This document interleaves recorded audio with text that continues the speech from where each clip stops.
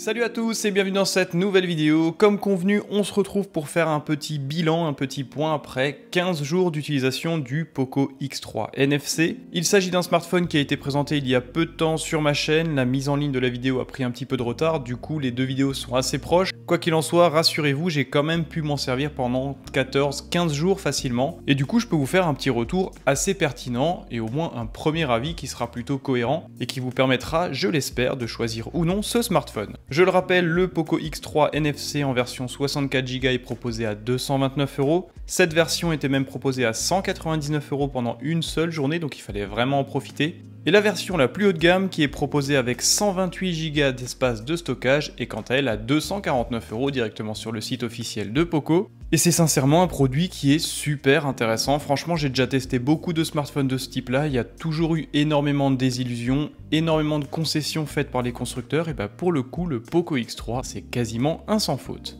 Alors rapidement, pour vous remettre un petit peu dans le bain des caractéristiques techniques, je sais que ça peut être gavant, mais c'est quand même nécessaire, notamment pour placer un smartphone par rapport à son segment et à son segment tarifaire surtout. Il s'agit d'un smartphone équipé d'un écran de 6,67 pouces en définition Full HD+, technologie IPS LCD, donc on n'a pas des contrastes qui sont infinis, on n'a pas une colorimétrie qui est hors norme, quoi qu'il en soit, ça reste une excellente dalle IPS LCD, ça c'est déjà un de ses points forts. Et surtout, le gros point fort par rapport à la concurrence et surtout par rapport à cet écran, c'est son taux de rafraîchissement allant jusqu'à 120 Hz qui apporte vraiment une excellente fluidité, c'est vraiment très agréable. Au niveau des performances, c'est là encore plutôt bon, il est équipé d'un processeur Snapdragon 732G, donc c'est un processeur qui est compatible 4G uniquement.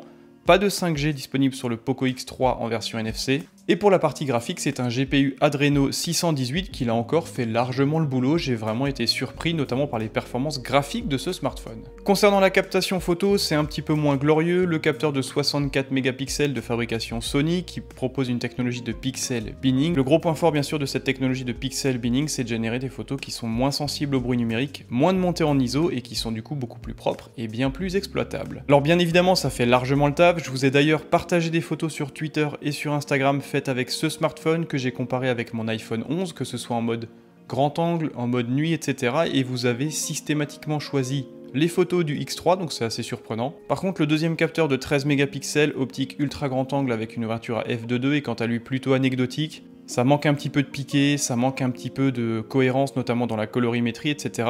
Ça dépannera pour faire des photos de paysages et de monuments bien évidemment, mais ça ne reste pas très qualitatif en termes de résultats. Je ne vais pas m'étendre sur les deux autres capteurs de 2 mégapixels destinés au bokeh et au mode macro, ils sont vraiment anecdotiques. Il est quasiment inexploitable d'utiliser le mode macro, ça ne fonctionne pas, la mise au point est vraiment chaotique. Et le mode portrait a quant à lui pas mal de problèmes, notamment pour détourer précisément un objet. Bien sûr, l'autre gros point fort de ce smartphone, c'est son énorme batterie de 5160 mAh. Puissance de chargement relativement élevée de 33 watts, du coup vous pouvez passer de 0 à 100% 1h30, 1h40, ça fonctionne très bien. Alors avec une telle capacité, on pourrait s'attendre à une autonomie absolument démentielle, ça n'est pas forcément le cas. Un écran de 120 Hz, ça consomme, indéniablement, ça consomme énormément. Pour vous faire un petit point, j'ai fait une partie sur Fortnite par exemple de 15 minutes, ça mange entre 7 et 8% de batterie, ce qui est assez énorme. Et si vous traînez un petit peu sur TikTok ou sur YouTube et que vous regardez beaucoup de contenu vidéo, vous allez perdre encore une fois 10 à 12% de batterie en 1h, 1h30, ce qui reste cohérent. Par contre, n'espérez pas tenir 2 jours avec ce smartphone malgré une batterie de 5160 mAh, ça n'est pas possible. Il y a nécessairement un revers de médaille, notamment par rapport à une telle fréquence de rafraîchissement. Quoi qu'il en soit, aucun problème pour partir du matin à 6h et de rentrer le soir à 23h, la batterie sera toujours au rendez-vous. Alors pour la partie point fort après 15 jours d'utilisation, le premier point ce sera bien évidemment son écran. Vous l'aurez compris, cet écran IPS LCD Full HD+, est vraiment super appréciable avec un taux de rafraîchissement allant jusqu'à 120 Hz, c'est vraiment très sympa en utilisation. La colorimétrie et les contrastes sont vraiment impressionnants pour une dalle IPS LCD d'un smartphone proposé entre 200 et 250 €, c'est vraiment du très bon boulot. Du coup, la partie afficheur est vraiment un point fort sur ce smartphone. Deuxième point fort, ce sera bien sûr son autonomie. Sans être extraordinaire, celle-ci est largement suffisante pour tenir une grosse journée complète. Une journée et demie si vous n'êtes pas trop consommateur de contenu multimédia, donc c'est largement suffisant. En plus, la vitesse de chargement grâce au bloc chargeur de 33 watts est relativement rapide, donc c'est encore une fois un point fort sur ce produit. Troisième point fort, ce sera les performances. Ce processeur Snapdragon 732G couplé au GPU Adreno 618 fournissent vraiment des résultats de très bonne qualité. Le smartphone ne rame jamais, vous pouvez même lancer plein de mises à jour en même temps, que ce soit sur le Play Store ou sur les applications natives du smartphone, ça tourne très bien, ça marche très bien. Il n'y a pas de latence, il n'y a pas de raté, il n'y a pas de réouverture intempestive d'applications, etc. Bref, je trouve le smartphone très stable et très performant, ça fait vraiment plaisir. Quatrième point fort, ce sera au niveau de la connectivité, parce que ce smartphone finalement coche quasiment toutes les cases. Il est équipé d'une connexion USB Type C, donc pas de micro USB comme c'est la mode sur certains smartphones entrée de gamme, quoique ça se fait de moins en moins aujourd'hui. Vous avez également une prise mini jack 3.5, vous avez un module NFC, comme son nom l'indique bien évidemment. Il est compatible Bluetooth 5.0, vous avez également une connexion 4G de très bonne qualité, donc c'est vraiment un smartphone qui en termes de téléphonie pure et dure est vraiment au rendez-vous. Encore un point fort par rapport à son interface, alors je sais que certaines personnes n'aiment pas MIUI en version 12, pour ma part c'est vraiment quelque chose que j'apprécie particulièrement, c'est vraiment très agréable en fait de pouvoir paramétrer son smartphone comme on l'entend, moi je trouve que c'est vraiment très intéressant. On retrouve en plus l'ADN de Poco, l'ADN de Xiaomi et ça fait vraiment plaisir de pouvoir mettre son smartphone en adéquation avec ses envies au niveau des icônes, de la colorimétrie, du fond d'écran, des widgets, etc. C'est vraiment très complet. Et en plus, point intéressant, durant l'utilisation de ce smartphone, j'ai eu une mise à jour allant de la version 12.0.1.0 à la version 12.0.2.0. Donc une petite mise à jour qui apporte pas énormément de correctifs, mais quoi qu'il en soit, ça fait plaisir d'avoir un suivi mise à jour, notamment sur ce type de produit pas forcément très connu et pas forcément très répandu en France. Au niveau des points forts, on ne va pas se mentir, le capteur Sony de 64 mégapixels propose une expérience photo relativement agréable. J'ai d'ailleurs fait, comme je vous l'ai dit, des comparaisons par rapport à mon iPhone 11 sur mes réseaux Twitter et Instagram, où je vous invite à me rejoindre. Et franchement, les résultats sont relativement intéressants, il y a vraiment beaucoup de piquets, beaucoup de détails. La colorimétrie est vraiment bien gérée, bref, j'ai été surpris, agréablement surpris par ce capteur principal. Je ne peux pas en dire autant du capteur portrait et du capteur macro, quoi qu'il en soit, les deux capteurs plus intéressants, c'est-à-dire le capteur grand angle et ultra grand angle, offrent vraiment des résultats intéressants et qui, à mon sens, sont dignes de smartphones vendus entre 300 et 400 € sans problème. Et ce que j'apprécie avec une définition de 64 mégapixels, c'est la possibilité de zoomer quasiment à l'infini. Si vous double-cliquez sur une photo faite en 64 mégapixels, vous passez sur une définition HD, ce qui est déjà très impressionnant. Vous pouvez encore une fois double-cliquer pour avoir énormément de détails, énormément de précision sur la photo, alors même si bien sûr, là il faisait un peu sombre, donc il y a un petit peu un manque de piqué, il y a un petit peu de bruit numérique, ça reste quand même une expérience photo agréable, et pour un smartphone vendu à ce prix-là, c'est vraiment bluffant.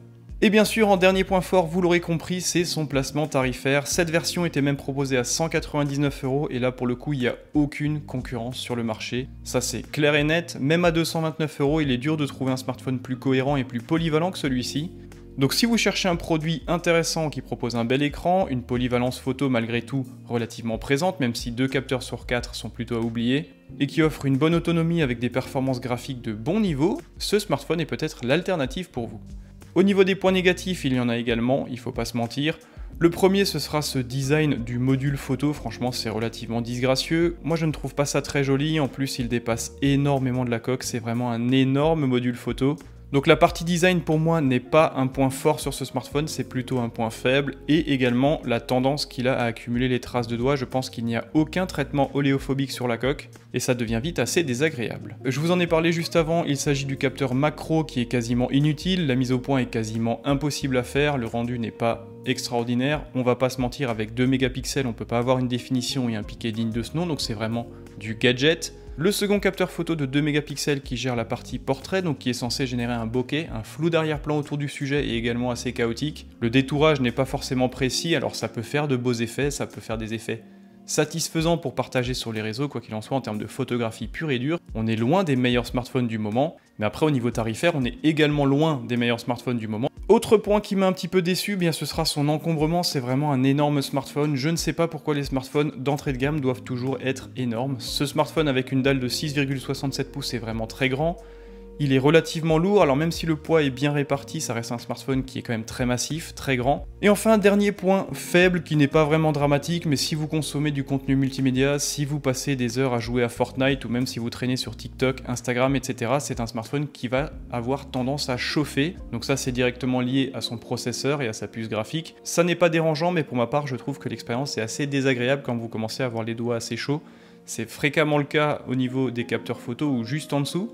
Donc ayez en tête encore une fois que ce smartphone aura tendance à chauffer, l'hiver arrive donc ça peut être une qualité pour vous. Ça n'est pas dramatique mais je voulais quand même le remonter parce que ça faisait longtemps que je n'avais pas eu un smartphone en main qui chauffait. Voilà pour le petit retour après 15 jours d'utilisation de ce Poco X3 NFC. Est-ce que je vous conseille ce smartphone? Oui, Clairement oui, à ce prix-là, il n'y a vraiment pas de débat à avoir, c'est un produit qui coche toutes les cases. Alors bien sûr, l'aspect design est peut-être à critiquer, notamment l'intégration de ce module photo qui est un petit peu disgracieux, notamment à ce smartphone qui est vraiment encombrant avec ce grand écran. Quoi qu'il en soit, tout ce qu'on attend aujourd'hui d'un smartphone est fait de manière plutôt cohérente, c'est bien réalisé, le produit propose un excellent écran, des performances photo vraiment intéressantes, des performances graphiques sur Fortnite, etc. qui ne sont pas du tout déconnantes, qui sont même surprenantes pour un produit encore une fois commercialisé à ce prix-là, et également une autonomie plutôt solide, du coup c'est un smartphone qui pour moi est très intéressant. Je ne vois pas qu'est-ce qui pourrait le concurrencer actuellement sur le marché. Du coup, je lui offre allègrement la note de 7,5, 8 sur 10 sans problème, c'est vraiment un produit qui m'a surpris et séduit. Merci d'avoir suivi cette petite vidéo, n'hésitez pas à me dire dans les commentaires si ce smartphone vous plaît, vous avez été très nombreux à me poser des questions sur ce Poco X3 NFC, et si vous hésitiez à l'acheter, j'espère que cette vidéo va vous conforter parce que c'est vraiment un produit qui est très intéressant. Merci d'avoir suivi cette vidéo, on se retrouve bien sûr très prochainement pour d'autres vidéos sur plein d'autres produits, prenez soin de vous, n'hésitez pas à me rejoindre sur Twitter et sur Instagram, vous y verrez les photos faites avec ce smartphone en comparaison avec mon iPhone 11. Prenez soin de vous et à très bientôt.